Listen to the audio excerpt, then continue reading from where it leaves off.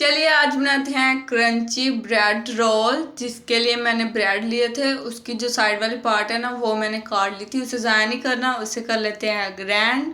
और एक बोल लिया, उसके अंदर मैंने 2 चम्मच डाले मैदे के और पानी डालकर ना इसे अच्छी तरह मिक्स कर दिया।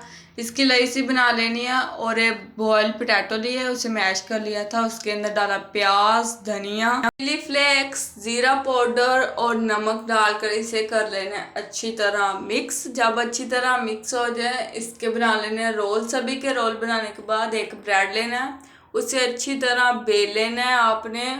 और उसके अंदर ये रोल रख कर ना, और जो लईसी बनाई है हमने मैदे की, वो एक साइड पे लगा कर इसे कर लेना रोल। उससे ना ये बाहर नहीं निकलेगा। और सभी के ऊपर ये मैदे का लगा कर ना इसे ब्रेड क्रम्ब से कर लेना कोट, और इसे कर ले फ्राई। इतना मज़े का बना था ना, बहुत क्रंची टेस्ट आ रहा था। आप भी ज़रूर ट्राई करें। वीडियो अच्छी लगी हो तो चैनल को लाइक एंड सब्सक्राइब करें।